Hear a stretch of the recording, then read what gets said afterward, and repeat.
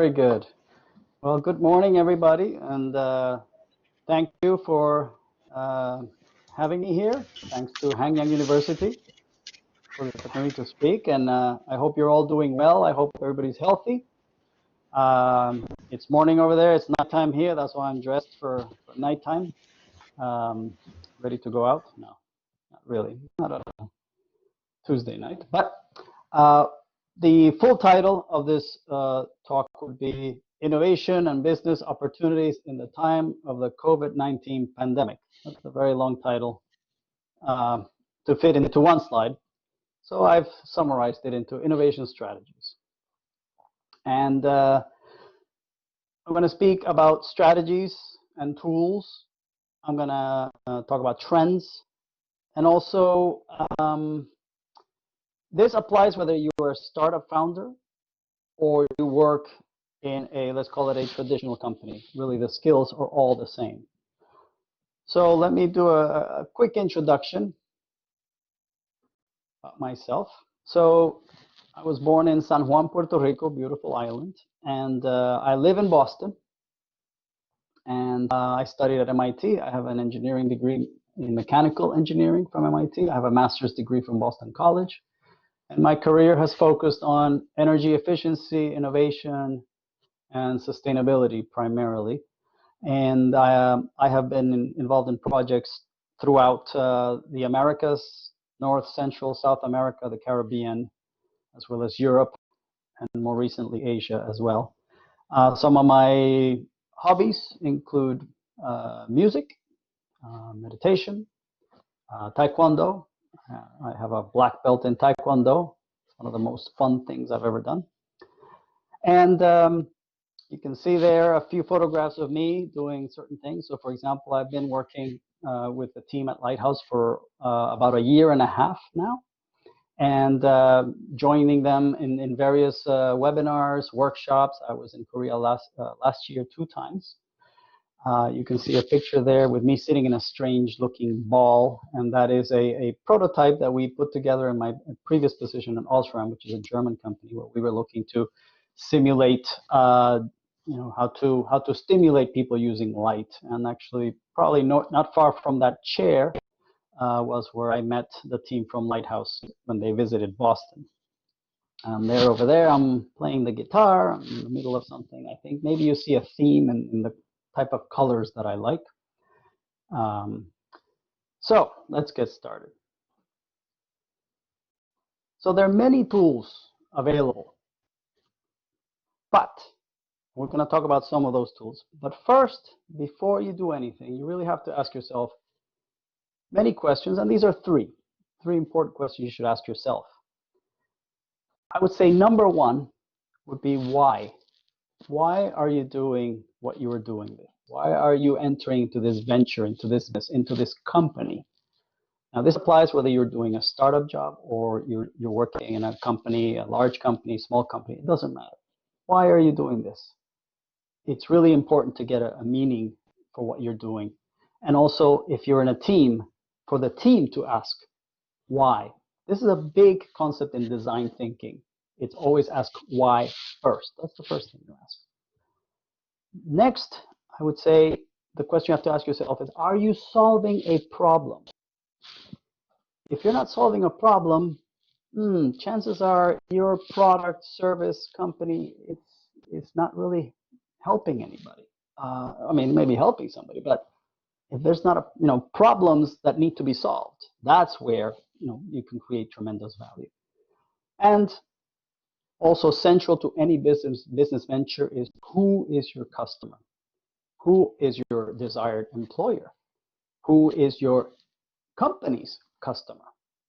You have to think about these things. Answer those questions. It's very important to really sit down and answer these questions. And one of the best ways to do this is to really sit down even with pen and paper and do this exercise. And that really kind of starts clearing things up in your head. And this can change. These questions can have different answers over time. So whether it's in a startup world, not everybody is going to be a startup founder, right? That's impossible. the world has many roles for all of us. We'll have many talents. Many of us will be startup founders, and many of us won't. But the skills apply equally. So those elements in common that you can think about is, number one, you're solving a problem. That's what I was saying before. Are you solving a problem for your customers, for your employer, for your employer's customers? Are you providing value, right? Now, value in this case can mean many things, but for example, do you have multiple skills that are useful in any work environment? We'll talk about that later as well. You have to take action, right? You have to meet people. You have to attend events. And in the age of COVID-19, attending events means you have more online options than ever. I am in webinars multiple times a week. My office at MIT puts out at least 3 major webinars per week. I will be hosting one at the end of this week. I'll be happy to share a link to the various webinars that we have that are available to the public. This is the time to learn things, to be exposed to things that before were not available, or if they were available, they were not free. Many things now are being made available for free. And of course, being patient. Be patient and learn. Startups often fail. Companies fail. Many companies have or will fail because of COVID-19. Okay? And also in terms of a job, your first job is not necessarily the perfect job, not the ideal job. Your picture at the bottom there, a photograph. That is Jeff Bezos. That was his first office. Amazon.com spray painted on the wall. Now we're talking about maybe Jeff Bezos becoming a trillionaire in terms of dollars. So a lot of things change. So innovation. So definition, standard definition, it's a new idea, a method, or device. It's the introduction of something new. And literally, it means to bring something new in. That's why I spelled it that way, kind of innovation. You bring something new, novo, you bring it in. So that's what innovation means. But does innovation mean originality? Does your product have to be something like, wow, amazing, incredible, nobody ever thought of this? Is it something like, wow, mind-blowing? Well, let's see. Here's a couple examples. Computer mouse, icons, windows, way back, before personal computers were popular and were, all over the world. Well, these technologies originally were developed by Xerox PARC, by Apple, by other companies. If you read Steve Jobs' autobiography, you see how he went to Xerox PARC. He saw many things there that were, wow, amazing. Now, those concepts were refined and taken to market by Apple. Not all of them were created by Apple. Apple didn't have this amazing idea of having icons and a mouse and whatever. Not necessarily, but they took it to market. Online book sales. Right? Those were offered a long time ago by many people, many different stores, many different companies offered books online. But that offering was expanded in the United States and then all over the world, expanded and taken to market by Amazon. Movie rentals, video streaming. Okay? Those were available in many formats. However, in the United States, for example, very early on, after different players started to decide how to deliver this service, this was optimized and taken to market by Netflix. Okay? So I think you see maybe a pattern. See this pattern of taking it to market. That is the innovation here. Is it really that amazing? Maybe not, right? No, but it's who delivered. That's what mattered. Innovation requires that you deliver. There's a great book I read last year called Linchpin by Seth Godin, who is a genius in marketing. And in part of his book, he says, artists ship. But what he means by that, artists, is he doesn't necessarily mean painters and musicians and so on. No, he means anybody who does a job well is an artist. You can be a construction worker and be an artist. You can be an engineer and be an artist. So, but what he's saying is you have to deliver. So the way I rephrase it is innovators. If you don't deliver, if you don't put it out there to be used, to be tested, to be purchased, it's just an idea. It's not an innovation. It's not going to be an innovation unless it's out there, unless it's delivered to the market. It's extremely important to deliver. And so you need tools. Okay, so I need tools. We need tools to deliver. We don't need to create anything new. There's so much out there available for you to use. So what tools are available? Tools and skills. Well, websites, right? We need websites. Well, there's tons of tools to make websites. And so many tools out there are free or extremely cheap. So you have Squarespace, you have Wix for your websites. You can have LinkedIn for your networking, and especially now in this time when networking really has to be virtual, I think LinkedIn has increased even in importance and influence. You have social media, you have blogs and vlogs, right? And all these platforms, you put photos, you put videos, you put text. These are things that are in, let's say, 20 to 30 years ago would have been unthinkable to have in the palm of your hand. Okay? I can make a video, I can take photos, I can write on a blog right here. Before you needed a professional crew to do that. And this is all available to you for free. That's how you can deliver. So there's also all kinds of resources out there for strategy, for sales, for marketing tools. And if you go to strategizer.com, you go to HubSpot, you have all kinds of tools to help you develop your business. Okay, there's a lot of things that we have to consider now with COVID. The world is changing. We have to reframe, our value proposition.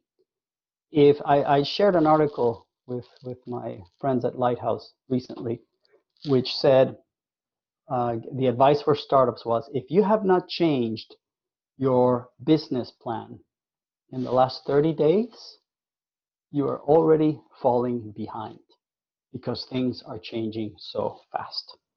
Okay, so you have Strategizer, there's the value proposition canvas, the business model canvas. These are tools that somebody spent a lot of time to develop. There's no need for you to create something new when it's already there. You can use that. It's a very useful exercise. And it can be used for anything from a startup idea to a business idea within a company.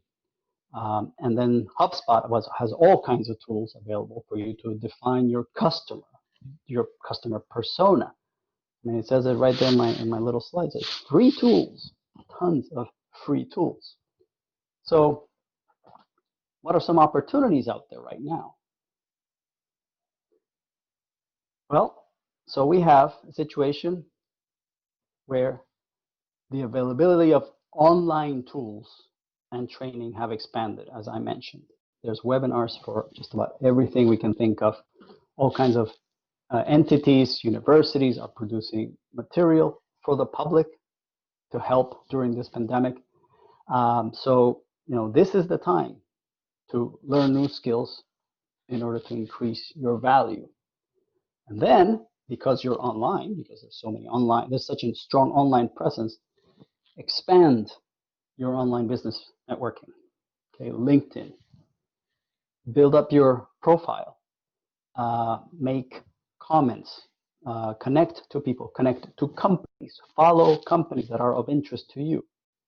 Attend webinars.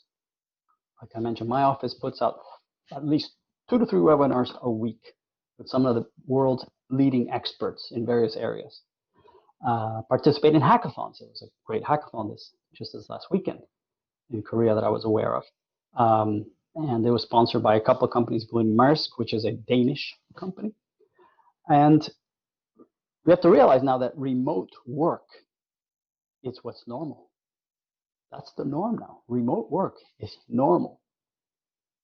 You can work anywhere in the world. You can work virtually. You can serve anybody around the world, or you can be anywhere in the world, to provide your service.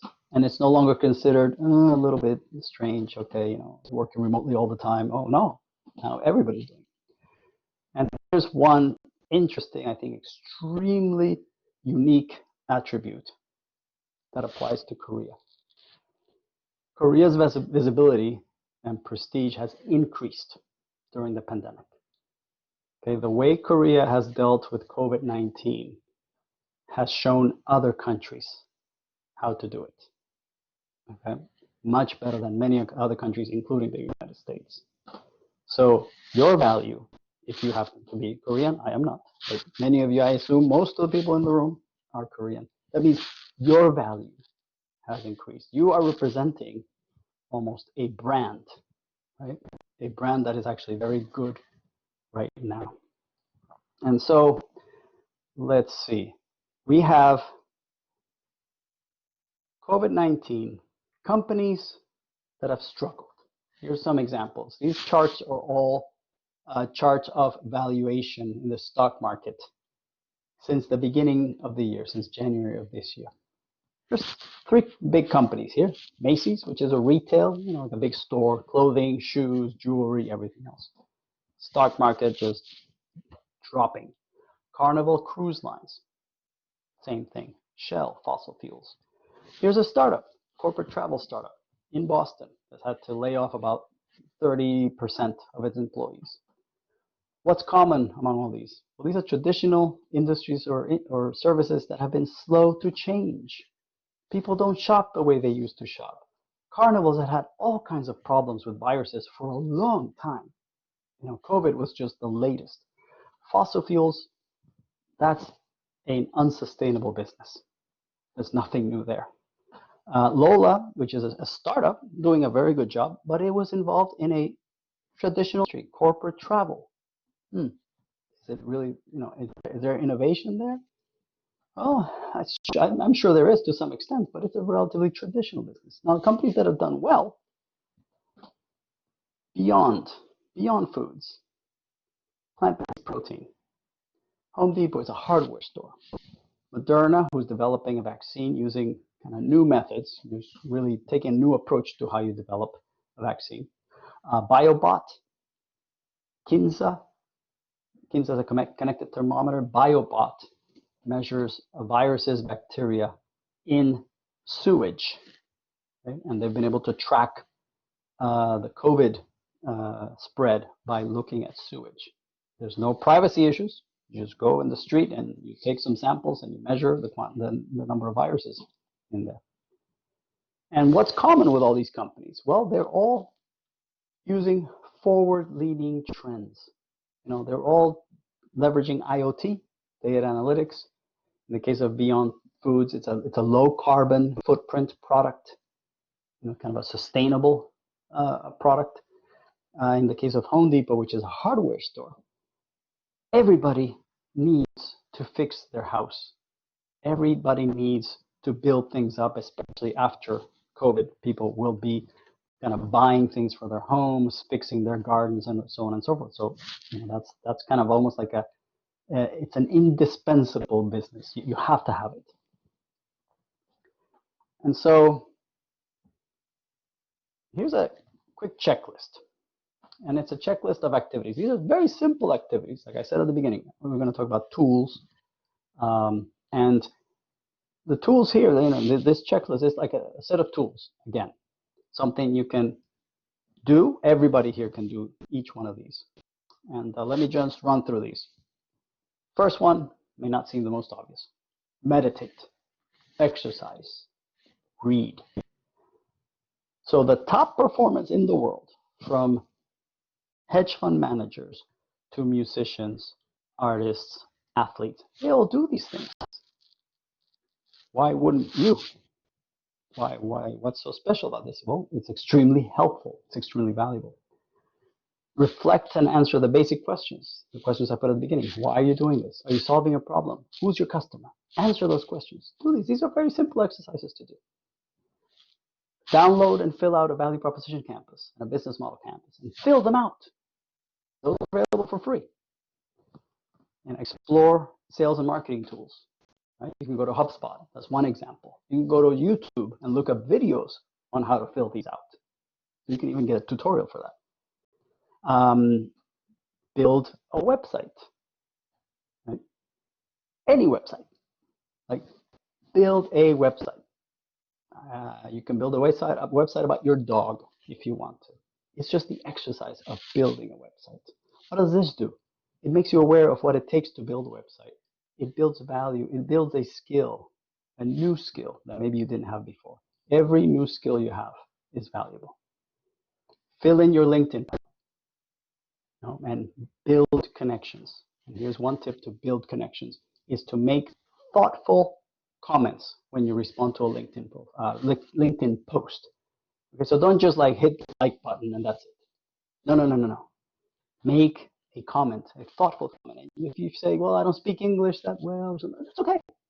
At the beginning, right? My English is not so great, but make a comment. People love you. You all know that you love when you get a really nice comment on social media. LinkedIn is no different. I've had so many connections that have happened because I've made a comment on someone's post, someone that I did not know, and then they reached out to me, and you never know what happens from there. And because of the situation we are in with COVID, attend webinars, participate in online seminars like this one, right? Participate in hackathons. These are open. Many of these are open to anybody. There's LinkedIn courses for free. There's S, which is an MIT entity, MIT-related entity that has courses in everything from all kinds of universities. Okay, and so all these are tools. This is a quick checklist. If everybody did this checklist of very basic things, you would be in a much better position than most of your peers. Okay? So innovate, right? That's the point here is use readily available, most of the time free tools to bring something new in. Right? This works in any market, whether it's COVID or not. It works in any professional setting, whether it's a startup or let's call it a traditional company. And now, so here's an example. Here's a photograph. You can see there's, if anybody's familiar with the movie Interstellar, there's actually the scenes were filmed there.